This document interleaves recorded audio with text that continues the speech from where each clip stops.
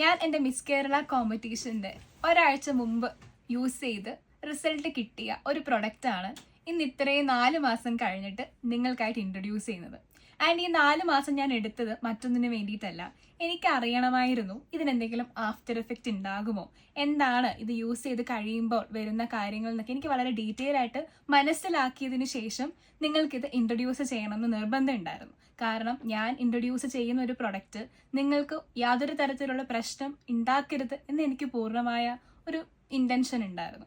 So കോമ്പറ്റീഷന് just ഒരാഴ്ച മുമ്പാണ് ഞാൻ നോട്ടീസ് ചെയ്യുന്നത് എൻ്റെ കൈയൊക്കെ നല്ലപോലെ ടാൻ ആയിട്ടുണ്ട്.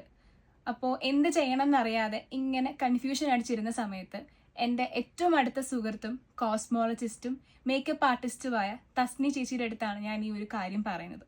അപ്പോൾ ആളാണ് എനിക്ക് ഈ നിക്കോണിയുടെ ടാൻ വാനിഷ് എന്ന് പറയുന്ന പ്രൊഡക്റ്റ് റെക്കമെൻഡ് ചെയ്തിട്ടുണ്ടായിരുന്നത്. അപ്പോൾ ജസ്റ്റ് 1 വീക്ക് മാത്രമാണ് സമയം ബാക്കിയുള്ളത്.